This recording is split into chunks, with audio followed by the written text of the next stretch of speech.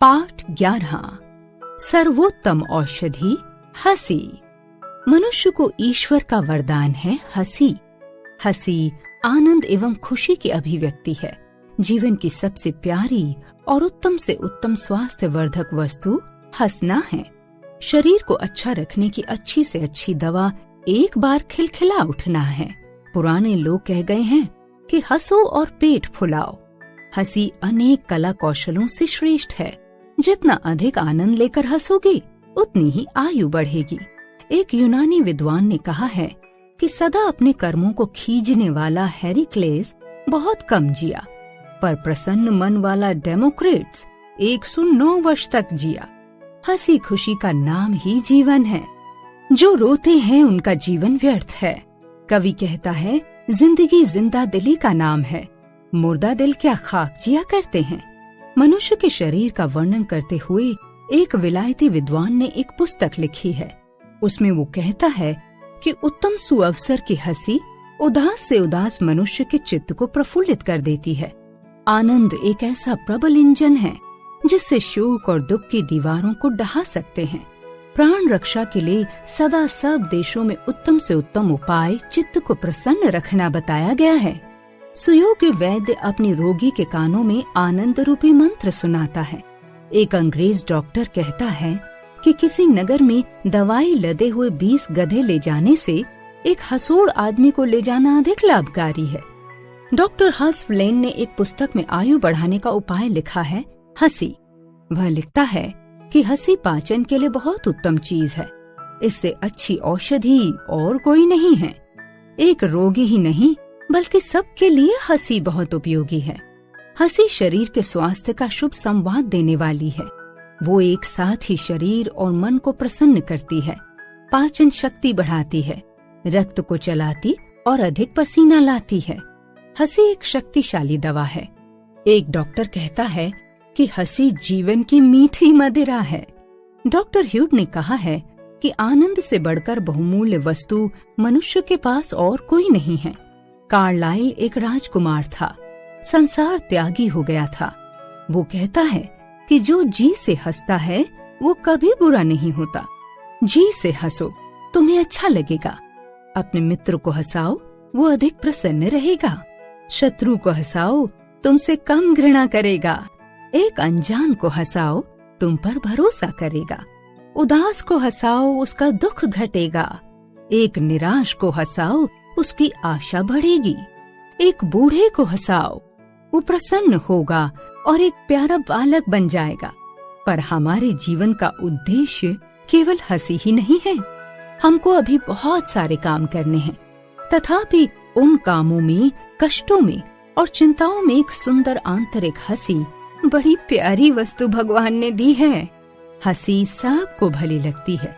मित्र मंडली में हंसी विशेषकर प्रिय लगती है। जहाँ तक हो सके हंसी से आनंद प्राप्त करो। प्रसन्न चित्त लोग किसी का बुरा नहीं करते। हंसी बैर और बदनामी का शत्रु है और भलाई की सखी। हंसी सजे सजाए घर के समान है। मनुष्य रोने के लिए नहीं बनाया गया, हंसने के लिए ही बना है। मनुष्य खूब जोर से हंस सकता है, पशु पक्षी को ईश्वर ने ये शक्ति नहीं दी है। मनुष्य हंसने, मुस्कुराने, गीत गाने और स्तुति करने के लिए बनाया गया है। हंसी भय भगाती है, दुख मिटाती है, निराशा को घटाती है, कंगाली का आधा बोझ कम कर देती है। जो हंसता है वो अपनी आयु बढ़ाता है। मनुष्य को किसी और दवा की दरकार ही नहीं है। उदास व्यक्ति को मित्रों संग बैठाओ तथा खूब हंसाओ। जो हंसते हैं वो धन्य हैं। धन्य हैं वो जो दूसरों को हंसाते हैं। उनकी बातों से शरीर में रक्त आनंदित होकर नाच उठता है। हंसी मन में नित्य नई उमंगें पैदा करती है। हंसी चिंता को दूर भगाती है और कष्टों को झेलने में सहायता करती है। जो हंसता है वो बिना डिप्लोमा के ही डॉक्टर है। हंसते डॉक्टर का चेहरा बीमार के घर में एक कड़वी दवा की बोतल से अच्छा है। जब आप हंसते हैं तो आपके इर्द गिर्द एक खुशनुमा वातावरण बन जाता है। एक ऐसा वातावरण जो आपके साथ दूसरों को भी आनंद प्रदान करता है। इस आनंद का सीधा संबंध आत्मा से है। हंसी न केवल शारीरिक सुख देती है अपितु आत्मा को भी प्रफुल्लित करती है। यदि आपका कोई दिन बिना हंसे गुजर जाए तो समझिए वो दिन नीरस ही चला गया। लोगों की मूर्खताओं पर हंसना रोने से भला है। एडिसन कहता है कि बुद्धिमानी में आकर संसार को हंसी जैसी उत्तम वस्तु को खोने नहीं देना चाहिए। हंसी से बढ़कर संसार में है क्या? मेलबर्न के डॉक्टर A.W. कोल ने डॉक्टरी पर एक पुस्तक लिखी है।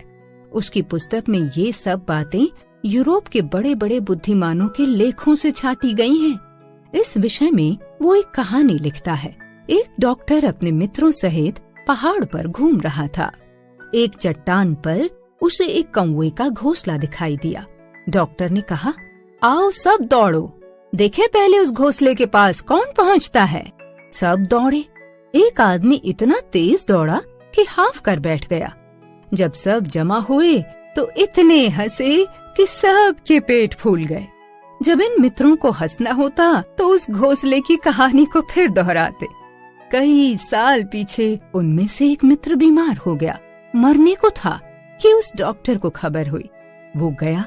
लोगों ने कहा, लो तुम्हारा मित्र आया, आंखें खोलो।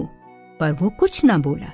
तब डॉक्टर ने जोर जोर से कौवे के घोंसले की कहानी सुनाई।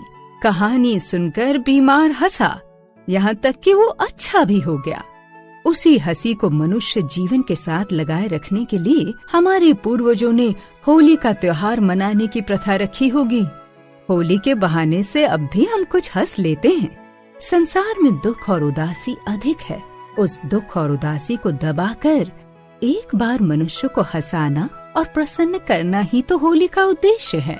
इसी से जानो कि होली हमारे जीवन की कैसी प्यारी सौगात है।